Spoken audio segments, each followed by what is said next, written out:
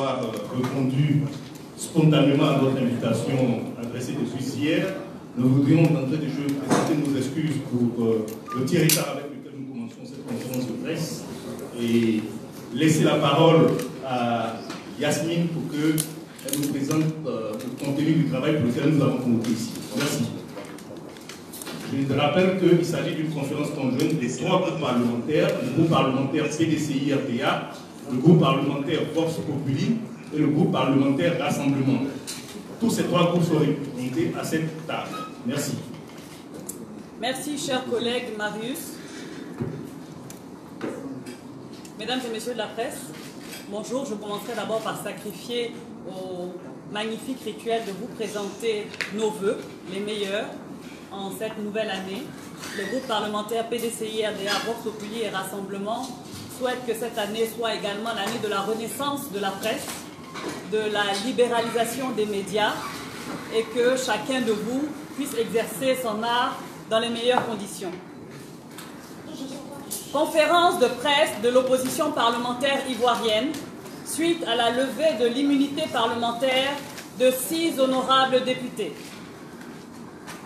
Le retour annoncé de l'honorable Soro Kigbafori Guillaume, député de Ferkessédougou commune, ancien président de l'Assemblée nationale, président de Génération et Peuple Solidaire, GPS, avait mobilisé le 23 décembre 2019 des sympathisants et militants, ainsi que des responsables de partis et mouvements politiques proches de GPS au siège de ce mouvement. Plusieurs concitoyens, dont 5 députés, en fonction et en session, ont été interpellés en ces lieux à la suite d'une conférence de presse qui s'y tenait. Le procureur de la République, M. Adou Richard, indiquait au cours d'une intervention télévisée ce même jour que cette interpellation en flagrant délit portait sur des troubles à l'ordre public, la divulgation de fausses nouvelles et une tentative d'atteinte à l'autorité de l'État.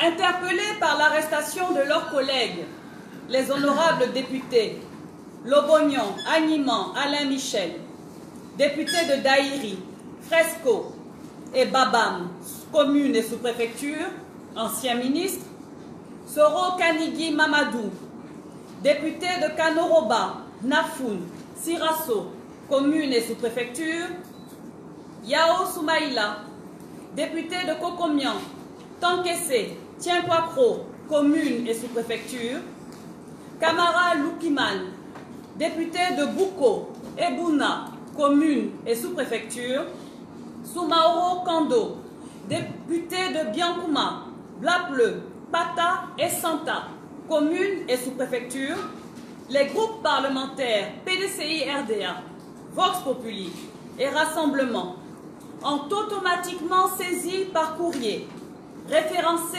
014 GP PDCI Vox RAS, daté du 26 décembre 2019, le président de l'Assemblée nationale de Côte d'Ivoire d'une demande de suspension des poursuites et de suspension de la détention des 5 députés suscités. Par ailleurs, lors de la cérémonie de clôture de la session ordinaire 2019 de l'Assemblée nationale, le 27 décembre dernier, le professeur Maurice Kakou-Gikawe, président du groupe parlementaire PDCI-RDA, intervenant au nom de l'opposition parlementaire, a demandé que la situation des députés incarcérés depuis le 23 décembre 2019 soit inscrite à l'ordre du jour de la séance. Devant toute l'Assemblée réunie en plénière, en présence de son Excellence Monsieur le Vice-président de la République, des membres du corps diplomatique, des membres du gouvernement et de la presse, Monsieur Amadou Soumaoro, président de l'Assemblée nationale, a répondu qu'il venait à peine d'être informé par le secrétaire général de l'institution de l'existence de ce courrier et qu'il y donnerait de manière diligente une suite en respectant les textes en vigueur. Nous restions donc dans l'attente de cette suite lorsqu'à travers un communiqué émanant du bureau de l'Assemblée nationale, l'arrêté numéro 001-2020 ANB portant levée de l'immunité parlementaire de nos collègues députés incarcérés et de l'honorable Soro Kigbafori Guillaume, député de Ferké-Sédougou commune, ancien président de l'Assemblée nationale, ancien Premier ministre, a été porté à la connaissance du grand public le lundi 20 janvier 2020. Selon les termes du dit communiqué, cet arrêté fait suite à une décision de saisine du bureau de l'Assemblée nationale par le groupe parlementaire RHDP. La surprise et l'émoi qui se sont emparés des Ivoiriens en général et de l'opposition parlementaire en particulier, à la suite de ce communiqué du bureau de l'Assemblée nationale, nous oblige, en tant que groupe parlementaire de l'opposition, à vous livrer notre appréciation de la situation au regard des textes en vigueur dans notre pays et de l'environnement socio-politique de plus en plus délétère. 1. De la violation de la Constitution ivoirienne du 8 novembre 2016 et de la résolution numéro 005A du 27 juillet 2018 portant règlement de l'Assemblée nationale. L'arrêté du bureau de l'Assemblée nationale portant levée de l'immunité parlementaire de 6 députés a visé la Constitution ivoirienne et le règlement de l'Assemblée nationale, alors qu'aucune disposition de ces lois ne permet d'agir comme l'a fait le groupe parlementaire RHDP. L'immunité parlementaire des députés ivoiriens est traitée par les articles 45 à 49 du règlement de l'Assemblée nationale. Au regard des faits que nous avons décrits plus haut, le président de notre chambre parlementaire avait le devoir de se soumettre aux dispositions de l'article 47, alinéa 3 du dit règlement, en procédant à la mise en place d'une commission spéciale pour l'examen du dossier. En effet, l'article 47, alinéa 3, indique que saisie d'une demande de suspension de la poursuite ou de la détention d'un député détenu ou arrêté, l'Assemblée nationale peut décider de la suspension de la détention ou de toute ou partie des mesures en cause. Seuls sont recevables les amendements présentés à cette fin.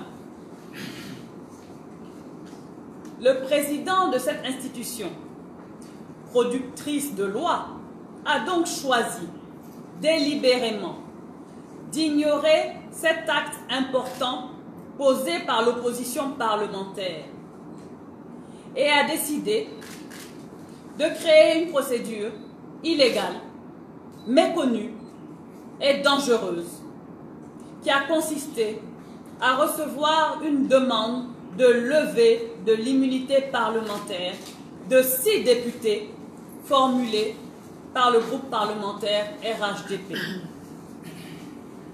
Ce faisant, M. Amadou Soumaoro a méconnu le préambule de la Constitution ivoirienne du 8 novembre 2016 et s'est rendu coupable de violation flagrante de son article 92, tout comme de l'article 47 du règlement de l'Assemblée nationale.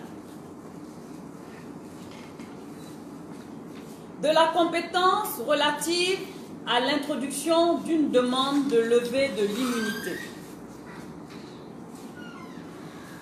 L'arrêté du bureau de l'Assemblée nationale indique que le groupe parlementaire RHDP a introduit une demande de levée de l'immunité parlementaire de 6 députés. Au regard des dispositions des articles du règlement régissant l'immunité parlementaire, seul le parquet, autorité de poursuite judiciaire, peut demander l'autorisation de poursuite ou d'arrêter un parlementaire. Les députés y répondent par la levée ou non de l'immunité des supposés mis en cause dans des affaires criminelles. C'est en somme une prérogative exclusive du parquet dans un intérêt de poursuite. Aucun parlementaire, aucun groupe parlementaire ne peut demander la levée de l'immunité parlementaire d'un autre collègue. La demande introduite par le RHDP est par conséquent illégale et à considérer comme n'ayant jamais existé. De l'illégalité et de l'illégitimité du bureau actuel de l'Assemblée nationale. Le bureau actuel de l'Assemblée nationale, jusqu'à preuve du contraire, n'a pas été régulièrement composé. 3 membres du projet de bureau annoncé ont d'ailleurs démissionné par courrier. Et jusqu'à cet instant, aucun journal officiel n'a publié d'acte portant bureau de l'Assemblée nationale, comme indiqué dans l'article 9 du règlement. D'où sort donc ce bureau illégal qui s'arroge des pouvoirs extraordinaires pour lever l'immunité de députés ivoiriens arrêtés en pleine session ordinaire?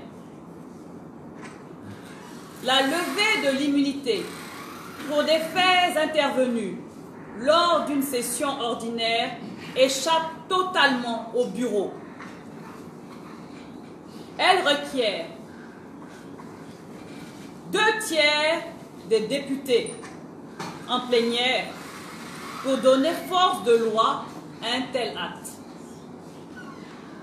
Le bureau actuel de l'Assemblée nationale, même s'il avait été légalement constitué, n'a donc pas compétence pour se prononcer sur la levée de l'immunité parlementaire de députés arrêtés au cours d'une session ordinaire.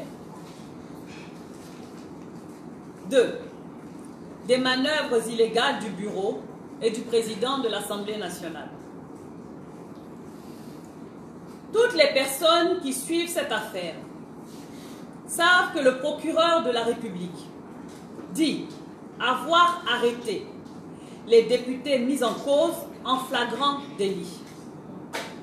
Dès cet instant, point n'est besoin pour lui de demander une autorisation d'arrêter pour aboutir à une levée de l'immunité de ces derniers.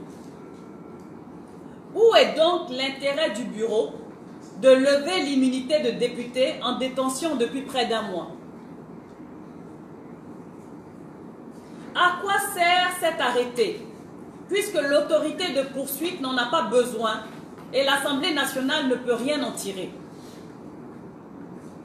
Comment le peuple de Côte d'Ivoire et la communauté internationale pourraient comprendre ou interpréter ces actes qui entachent gravement la paix et la réconciliation des Ivoiriens? Le bureau actuel de l'institution est composé uniquement de députés du groupe parlementaire RHDP. Le président de l'institution a choisi, comme dénoncé depuis près d'1 an par l'opposition parlementaire, de violer de façon répétée et systématique la Constitution, qui énonce dans un paragraphe de son préambule: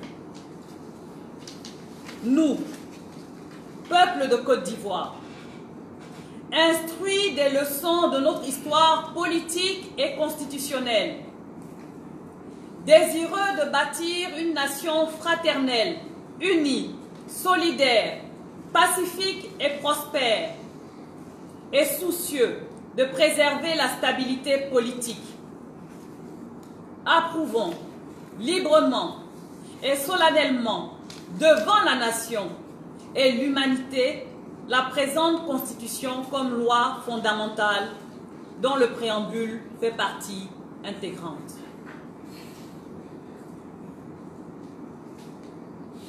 3. De l'appel des groupes parlementaires PDCI, RDA, Vox Populi et Rassemblement.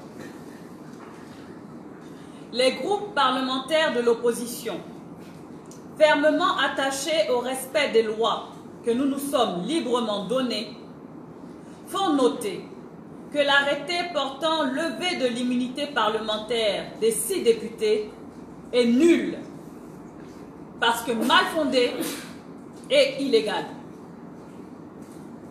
Chaque citoyen de notre pays comprend aisément que toutes les violations graves des droits et libertés que nous constatons et dénonçons visent un dessein bien perceptible, consistant à museler l'opposition parlementaire pour réussir un passage en force de la modification constitutionnelle annoncée il y a peu de temps par le président de la République, par ailleurs président du RHDP.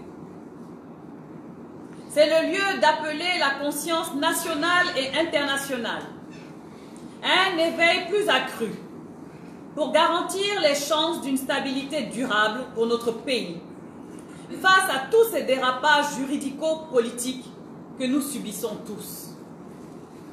Les groupes parlementaires PDCI, RDA, Vox Populi et Rassemblement exigent donc la suspension des poursuites engagées contre les députés de l'opposition et demandent la suspension immédiate de leur détention.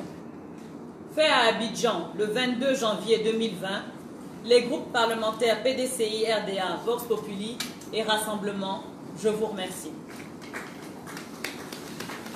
Je m'en fous. Je m'en fous.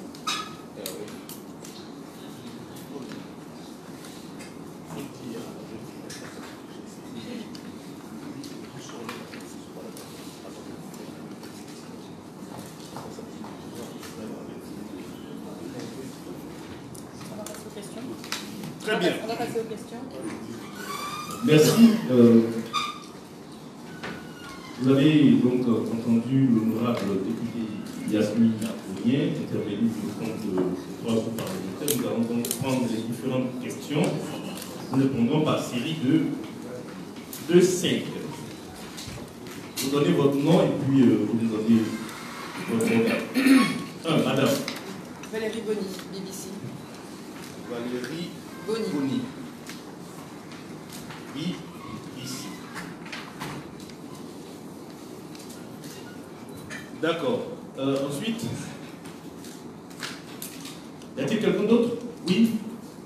Bienvenue Kofi, le BD. Bienvenue Kofi. Le BD est précisé.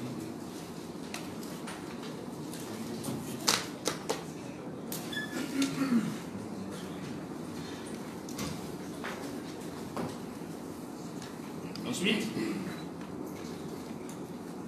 s'il n'y en a pas, on va prendre les... Je pense que l'exposé a tellement été clair que bon...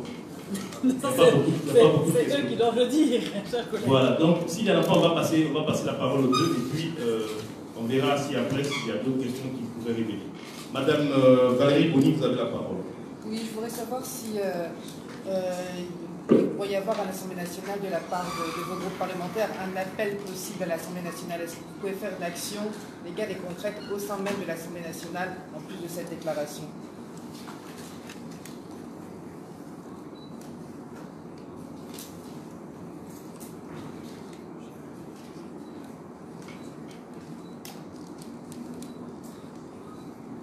Très bien. C'est bon. Monsieur, bienvenue Kofi. Ok, merci bien.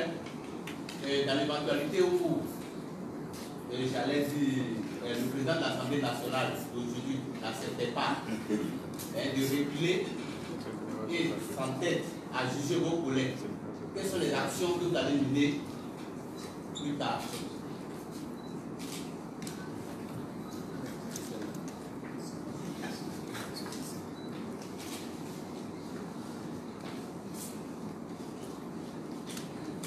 Très bien, donc deux questions.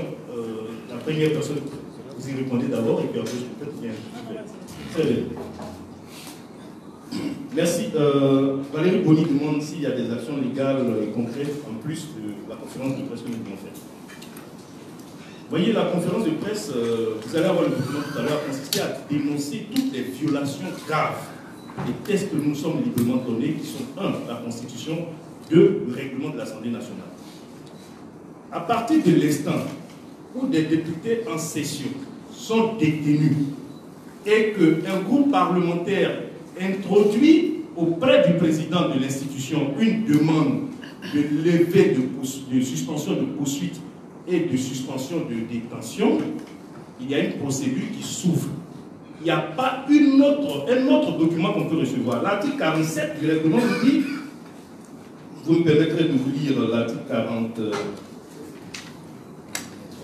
47 alinéa 3.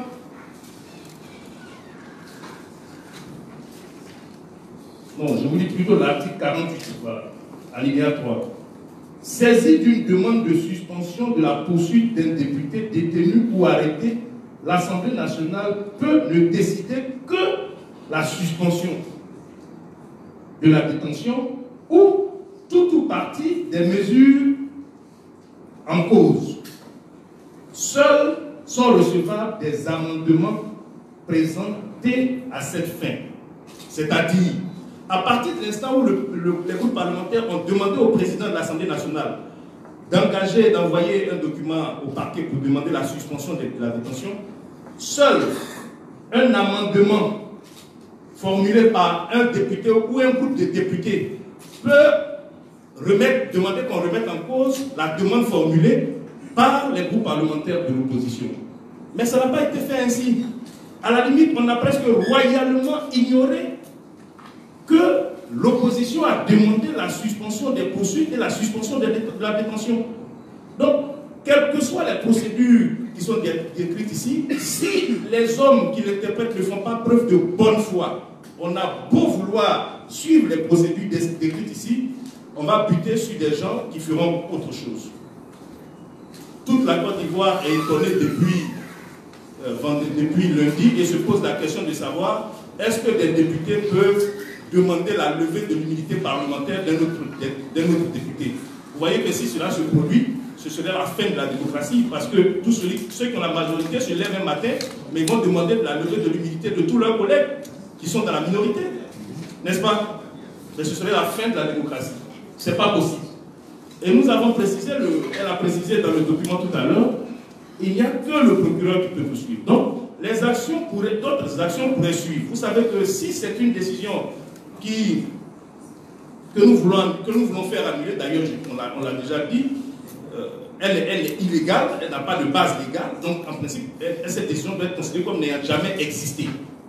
Donc, je ne sais pas s'il faut encore aller faire une autre procédure pour demander qu'elle soit annulée. Elle est illégale et infondée. Il n'y a pas de base qui soutient le fait qu'un groupe parlementaire puisse demander la levée de l'immunité d'un député. Voilà. Ça, c'est la première réponse que je voudrais donner à Mme Valérie Boni. Si le président n'accepte pas de reculer, quelles sont vos actions pour le futur? Moi, je veux croire que le président est de bonne foi. Nous tous, nous voulons croire ici que le président est de bonne foi. Les hommes vivent dans une société autour de normes que nous nous sommes volontairement donnés. Vous voyez, depuis quelques jours, j'ai passé mon temps à relire ne serait-ce que le préambule de la Constitution ivoirienne du 8 novembre 2016.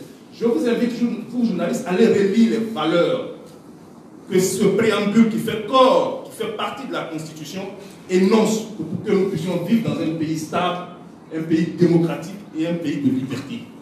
Ne serait-ce que ça, ça nous permettrait d'avancer sur des rails de stabilité et puis on construirait tranquillement notre pays.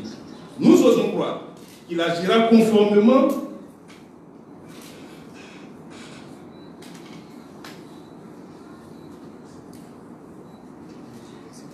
qu'il agira conformément au droit. On lui a écrit, jusqu'à ce jour, quand on vous écrit, vous êtes président d'une institution, comme groupe parlementaire, comme les groupes parlementaires comme les nôtres vous écrivent, vous répondez. On n'a pas eu de réponse. On n'a eu aucune réponse. Et puis, à notre grande surprise, on dit qu'un groupe parlementaire a fait ceci ou a fait cela. Bon, nous osons croire que chacun des acteurs politiques, comme l'a dit le texte, conscient de notre histoire politique récente, conscient du fait que les Ivoiriens ont envie d'avancer, tirera les leçons qu'il faut pour poser des actes conformes aux lois en vigueur en Côte d'Ivoire. Merci.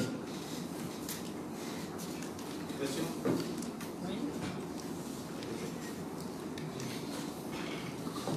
Question, oui. Je rends mon mot éveil.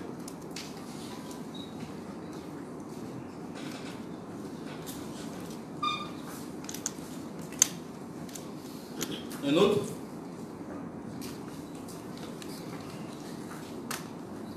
Donc, allons-y, Jérôme.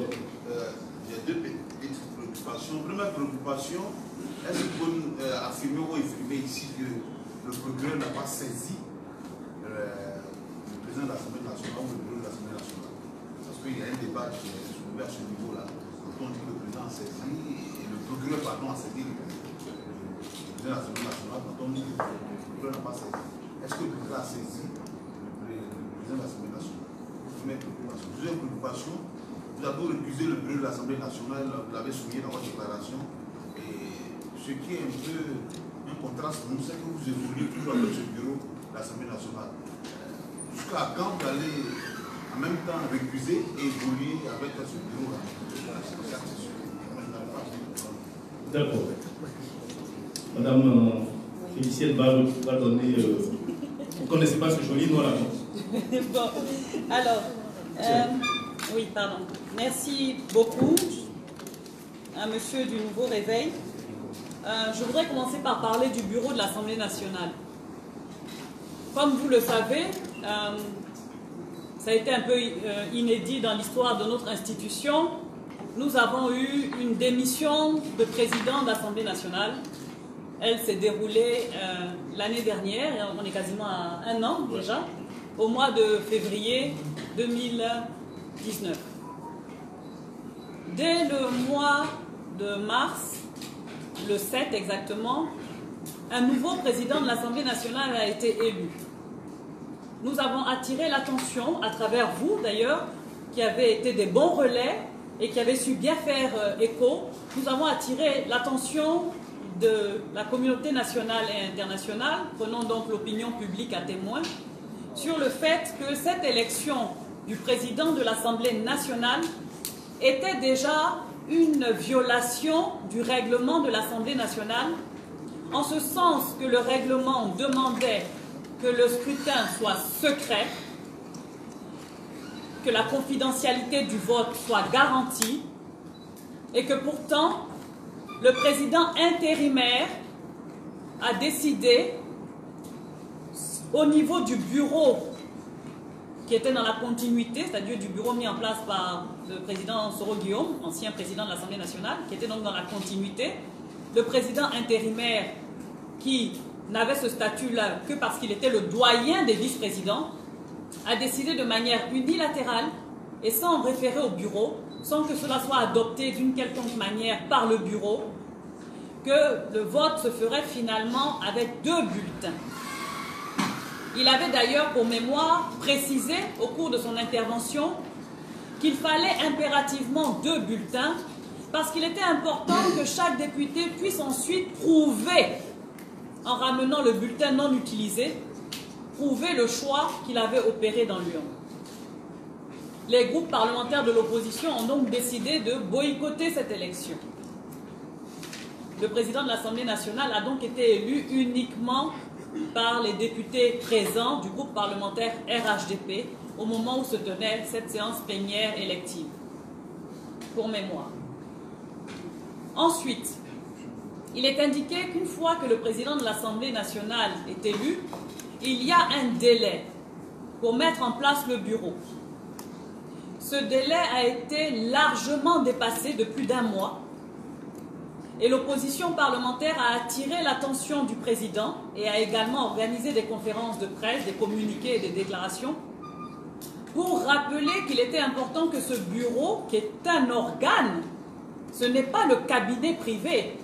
Quand on dit que quelqu'un est dans le bureau de l'Assemblée nationale, il ne s'agit pas du secrétariat ou du service communication ou du service protocole de l'Assemblée. Il s'agit d'élus, de parlementaires qui, au niveau du bureau, prennent des décisions telles que, par exemple, la recevabilité d'un texte, la mise en place d'un calendrier de travail. Nous avons donc attiré l'attention sur le retard dans la mise en place du bureau. Et une fois qu'un premier projet de bureau nous a été présenté, nous avons attiré l'attention sur le fait qu'il ne respectait aucune règle constitutionnelle et règles propres à l'institution de l'Assemblée nationale. Que disaient ces règles? Qu'il fallait que les dynamiques rencontrées dans l'Assemblée nationale se retrouvent dans le bureau. C'est-à-dire que chaque force politique soit représentée dans le bureau tel un reflet de son poids. Vous avez 20% de députés à l'Assemblée nationale dans le groupe parlementaire médias. Il faut que dans le bureau, 20% des postes appartiennent à médias. Certains pourraient dire, mais vous avez boycotté son élection, pourquoi voulez-vous qu'il vous mette dans le bureau? Ce n'est pas laissé à son bon vouloir. Il y a d'ailleurs eu dans l'histoire de l'institution une élection de président de l'Assemblée nationale qui avait été boycottée en son temps par l'opposition. Mais malgré cela, le président élu a respecté les règles de configuration politique dans le bureau. Donc cet élément en question ne tient pas. Sur 27 places dans le bureau, on enlève le président de l'Assemblée nationale, il reste 26 postes. 11 postes de vice-président, 12 postes de secrétaire et 3 postes de questeur. La représentativité de l'opposition parlementaire lui donnait droit, au moment où le bureau devait être mis en place, à 11 postes. Une règle de 3 basique permettait d'obtenir 11 postes. Or, quand le projet du président Amadou Soumaoro est arrivé, il n'avait réservé que 4 postes à l'opposition. Et d'ailleurs, 4 postes uniquement au groupe parlementaire PDCI-RDA, ne considérant ni l'existence du groupe parlementaire Rassemblement, ni l'existence du groupe parlementaire Vox Populi dans ses calculs. Nous avons bien évidemment refusé, parce que l'opposition parlementaire travaille de manière collégiale quand il s'agit de tout ce qui est respect des règles et des textes en vigueur. Nous ne démordons pas. Nous avons donc refusé de rentrer dans un bureau avec 4 postes. Mais pourquoi? Parce que de nombreuses décisions qui se prennent dans le bureau se prennent à la majorité des 2 tiers. Donc, sur 27 personnes dans le bureau, dès que vous avez plus de 9 postes, vous avez la possibilité d'influer profondément et véritablement sur les décisions qui pourraient être prises. Et l'opposition parlementaire, si les délais de mise en place du bureau avaient été respectés, avait droit à 11 postes. Donc de quoi, par exemple, empêcher la levée d'immunité qui pourrait être décidée hors session dans les bureaux. Tout le long de l'année 2019, puisque nous sommes ouverts au dialogue et que nous voulons bien évidemment que notre institution fonctionne conformément à la Constitution et puisse être relativement à la séparation des pouvoirs garante de la stabilité de notre pays, tout comme pourrait l'être l'exécutif et le judiciaire, nous avons régulièrement entrepris des échanges avec le président Amadou Soumaoro ou ses envoyés, parce qu'il faut rappeler qu'il a même demandé à la représentante de l'Union africaine d'assurer une médiation. Médiation qui a chapeauté au moment où nous avons eu comme retour que seulement 6 postes allait être octroyée, là où nous devions en avoir finalement 10, puisque certains députés ont malheureusement quitté nos groupes parlementaires, rendant notre proportionnalité légèrement plus faible. Donc au lieu de 11, nous avons droit à 10, on nous proposait 6. Nous avons donc quitté la table des négociations et nous n'avons plus abordé ce sujet-là autrement que pour dire que nous ne nous reconnaissons pas dans ce bureau. Mais ce n'est pas la seule violation. Nous vous disions tout à l'heure que le bureau, qui est censé le 20 janvier avoir pris la décision de lever l'immunité, n'a même pas été publié au journal officiel. Mais il n'est pas le seul. Le groupe parlementaire Rassemblement a fonctionné pendant des mois et des mois sans que son existence ne soit officiellement publiée. Les documents constituant le groupe parlementaire Rassemblement ont été déposés à l'Assemblée nationale. C'est l'Assemblée nationale qui doit ensuite procéder à la publication. Mais cela n'a pas été respecté non plus. Très souvent, vous qui êtes, comme je vous dis, nos premiers relais, vous devez vous demander, mais finalement, les groupes parlementaires d'opposition, ils ne font que de communiquer, ils ne font que des déclarations, ils ne font que des points de presse. Mais c'est pour attirer l'attention de chacun d'entre vous et pour que nous soyons tous au même niveau d'information. Attention, il y a tel problème. Attention, cela ne va pas. Attention, nous ne sommes pas sur la bonne route. C'est à cela que servent nos prises de parole. Nous sommes des parlementaires, des représentants de nos différentes circonscriptions. Mais nous sommes des élus nationaux. Donc, quand nous retournons en circonscription, bien évidemment, nous informons nos populations. Et nous les mettons en garde contre les différents périls et risques que ce genre de manœuvres peuvent faire encourir. Mais nous devons aussi prendre la nation tout entière à témoin grâce à vous. Donc, évoluer avec le bureau, nous n'évoluons pas avec le bureau. Les députés de l'opposition ne sont pas dans le bureau. Les députés de l'opposition ne sont d'ailleurs dans aucun bureau, même des 6 commissions permanentes. Mais nous sommes des élus de la nation. Nous devons porter les aspirations légitimes de nos populations. Nous devons faire entendre leur voix. Donc, quand il y a des séances en commission ou des séances plénières portant sur des textes de loi de portée majeure, bien évidemment, nous n'allons pas pratiquer la politique de la chaise vide. Nous nous rendons à l'Assemblée nationale et nous travaillons, même si nous sommes régulièrement mis en minorité, ou même si régulièrement le règlement n'est pas respecté, mais nous travaillons pour que justement les députés que nous sommes restions quand même à porter les préoccupations de nos populations. Nous avons un peuple à défendre, nous avons des idées à faire passer, et cela, nous ne réchignons pas à le faire, poste dans le bureau ou pas. Je ne sais pas si ça répond bien à votre question. Voilà. Maintenant, le procureur n'a pas saisi, ou le procureur a saisi. Alors, on va faire très simple. Je vais vous lire le communiqué qui est sur la page des sites internet officiels de l'Assemblée nationale de Côte d'Ivoire du 24 décembre 2019. Il a été mis en ligne le 24 décembre 2019 à 15h40.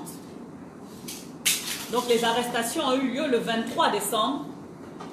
Et donc le 24 décembre 2019 à 15h40, voici ce que l'Assemblée nationale nous disait. Communiqué de l'Assemblée nationale. Le président de l'Assemblée nationale a été saisi ce jour d'un courrier de monsieur le procureur de la République près le tribunal de première instance d'Abidjan, l'informant de l'ouverture d'une information judiciaire contre certains de nos compatriotes, dont des députés, pour atteinte à la sûreté de l'État et détournement de deniers publics. Vu la gravité des faits et en raison de la flagrance de ceux-ci, une réunion d'urgence du bureau de l'Assemblée nationale s'est tenue et a pris acte de cette information qui ne saurait laisser indifférente l'institution parlementaire. Le bureau de l'Assemblée nationale, qui décide de rester saisi de la question, s'élève contre toute tentative subversive à un moment où nos populations voudraient, en toute quiétude, préparer les festivités de fin d'année et aborder l'année 2020 dans la plus grande sérénité. Fait à Abidjan le 23 décembre pour le bureau de l'Assemblée nationale. donc mis en ligne le 24 décembre à 15h40, fait à Abidjan le 23. Donc, si vous suivez, ce communiqué ne dit pas que le procureur a saisi l'Assemblée nationale pour une levée d'immunité ou pour une autorisation de poursuite. Il dit bien que le procureur a informé l'Assemblée de l'ouverture d'une information judiciaire. Ce sont les propos de l'Assemblée nationale elle-même, en tout cas de son bureau.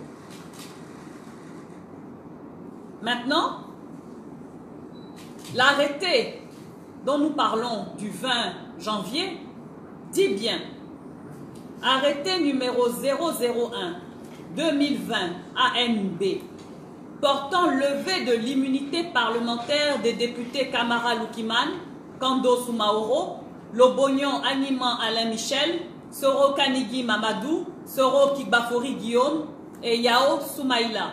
Le bureau de l'Assemblée nationale, réuni au palais de l'Assemblée nationale le lundi 20 janvier 2020, vu la loi numéro 2016-886 du 8 novembre 2016 portant constitution de la République de Côte d'Ivoire, vu la résolution numéro 005A du 27 juillet 2018 portant règlement de l'Assemblée nationale, et donc voilà le vu le plus important, vu la requête de levée d'immunité parlementaire formulée par le groupe parlementaire RHDP en date du 14 janvier 2020.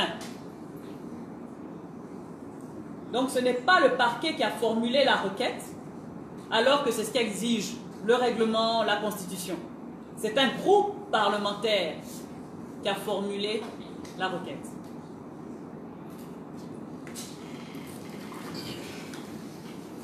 Y a-t-il... Oui. Voici de PDCIDV. Je voudrais juste... Attends. Y a-t-il quelqu'un d'autre? Je serai la dernière liste. Hein? Oui, bah ici. Oui. Sylvain de Bailly, connexion ivoirienne.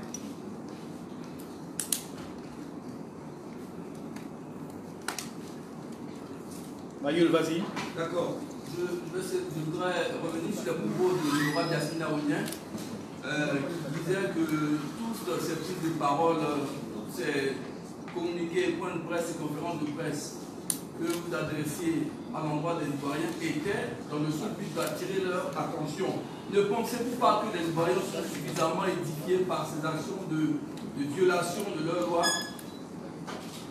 Ne pensez-vous pas que c'est un acte plutôt de faiblesse? L'opposition parlementaire n'est-elle pas en train de rejoindre et de grossir le rang de l'opposition politique qui est, du point de vue des Ivoiriens, en panne de stratégie? Peut-on continuer à rester bon élève face à des gens qui vous méprisent? Voilà ma préoccupation. On va les voir suffisamment deux questions. Premièrement, est-ce que vous allez saisir le Conseil constitutionnel, puisque vous dénoncez une violation de la Constitution ivoirienne en son préambule? Deuxièmement, quelqu'un a parlé d'action à venir. Est-ce que, également, vous êtes dans une phase d'information de l'opinion? Est-ce que, pour vos collègues qui sont en prison, vous allez vous rendre dans leurs circonscriptions respectives pour porter aussi le message? Parce qu'il n'est pas toujours sûr que ces populations-là soient informées de ce qui se passe à l'Union. Merci.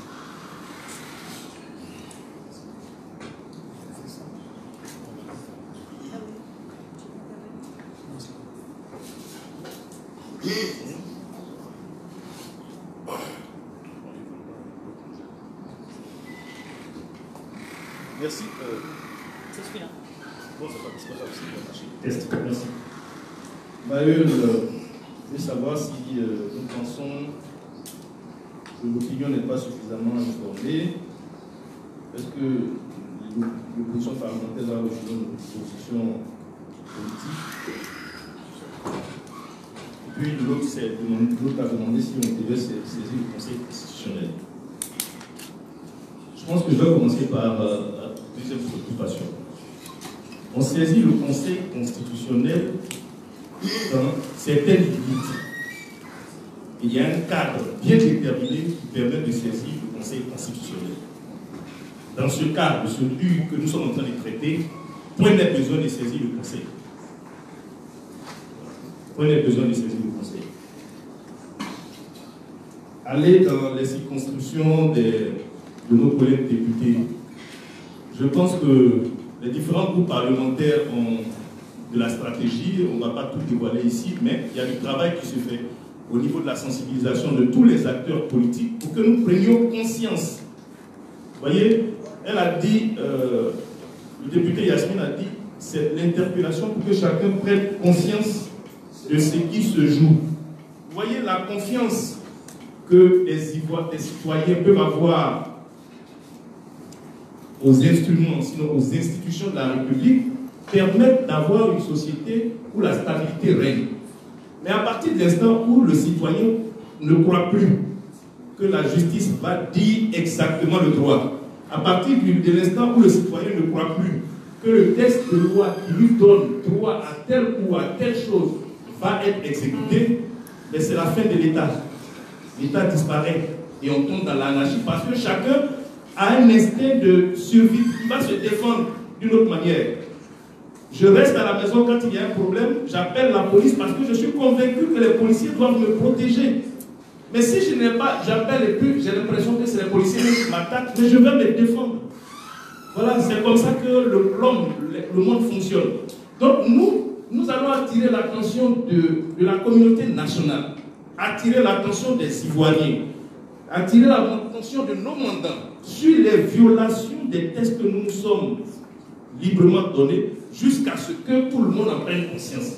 Et nous osons croire que chacun fera preuve de bonne foi et nous le disons. On ne va pas tenir un discours de va en guerre parce que nous sommes ici des responsables et nous voulons que les problèmes de la Côte d'Ivoire soient réglés autour de la loi. Si nous réussissons cela, nous sommes convaincus d'avoir fait un grand pas pour le pays parce que cela permet et garantira la stabilité. Y a-t-il quelque chose que j'ai omis? Pensez-vous que, bon, ce n'est pas notre intention, j'ai dit, hein, ce n'est pas notre intention. Ce qu'on fait aujourd'hui, on ne le fait pas de gaieté de cœur. Voilà. Ne pas être dans le bureau de l'Assemblée et puis le dénoncer à chaque fois. Je me permettrai, avec la permission de madame, de vous lire l'article 9 du règlement. Pour votre information, mesdames et messieurs, le règlement de l'Assemblée nationale est adopté après avis du Conseil constitutionnel. Après avis du Conseil constitutionnel. Dans les normes juridiques, seules les lois organiques requièrent un certain nombre de mécanismes avant leur adoption. Mais ce règlement, avant son entrée en vigueur, le Conseil constitutionnel donne son avis. Et c'est ce règlement, son article 9, qui dit que le président de l'Assemblée nationale fait connaître la composition du bureau au président de la République. La résolution portant élection du bureau définitif est publiée au journal officiel de la République de Côte d'Ivoire. Donc, quand on n'a pas publié un acte qui dit qu'il existe un bureau, est-ce qu'on peut considérer que ce bureau peut acter, peut poser des actes? Un enfant peut naître, il n'a pas d'acte de naissance, il vit. Mais quand viendra le moment d'aller retirer un document, bien d'aller faire quelque chose, il est bloqué. Voilà. C'est de ça qu'il s'agit. C'est aussi simple comme image. L'Assemblée nationale n'a pas d'acte, le bureau n'a pas d'acte de naissance, il n'y a rien. Donc il est quasiment inexistant dans l'ordonnancement. Il ne peut pas prendre d'acte officiel. Parce que le minimum à faire pour pouvoir être officiel n'a pas encore été fait. Voilà. Et nous osons croire que d'ici là, peut-être les gens le feront. Merci beaucoup. Mais avant lui, l'Africain, il voyage, le président de l'Assemblée voyage, Bon, nous pensons qu'on en a suffisamment donné. Tout à l'heure, on vous remettra copie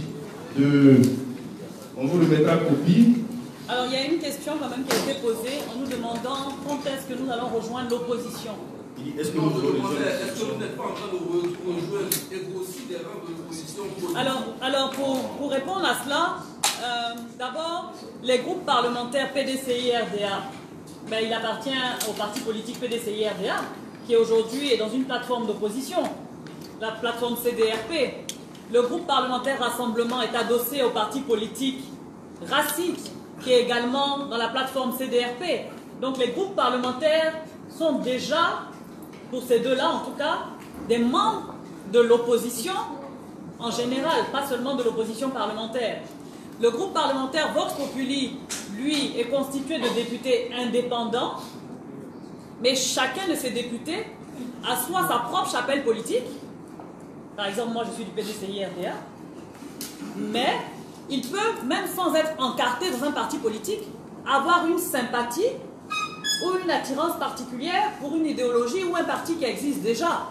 Et à ce moment-là, travailler aux côtés aussi de ces partis-là qui sont dans l'opposition, que ce soit les partis membres de EDS ou que ce soit les partis membres de CDRP.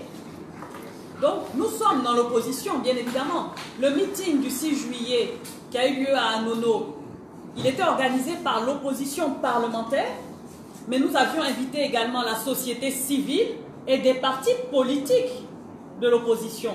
Pourquoi? Parce que nous devions parler de la carte nationale d'identité. Là aussi, ce meeting avait été organisé pour bien expliquer que comme les débats sont tronqués et biaisés à l'Assemblée nationale, nous n'avons plus la possibilité de nous exprimer librement. C'est-à-dire que certains acteurs dans l'appareil législatif font preuve en fait d'un zèle incroyable. Dans l'appareil judiciaire, on se demanderait même presque, ça a été dénoncé par les magistrats, et c'est régulièrement aussi à la une de vos journaux, on se demanderait même presque que si l'appareil judiciaire n'est pas caporalisé. Donc en fait, nous sommes à un niveau où notre République doit normalement avoir 3 piliers, 3 pouvoirs bien séparés, et malheureusement, 2 de ces pouvoirs ont tout l'air d'être complètement inféodés. Donc on ne peut pas fonctionner en fait comme dans un état de droit. Donc qu'est-ce que les 3 groupes parlementaires de l'opposition veulent? Ils veulent anticiper le fait qu'en 2020, la vie de la nation, d'un point de vue socio-politique, sera réellement agitée.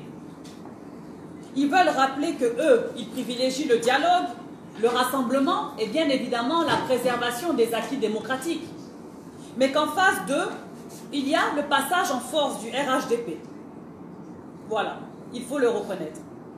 Vous-même, au niveau des médias, vous savez très bien qu'il y a une certaine mainmise du parti au pouvoir.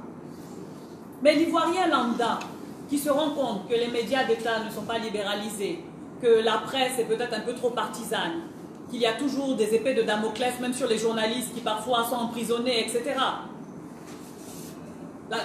L'Ivoirien lambda se réfugiait sur les réseaux sociaux.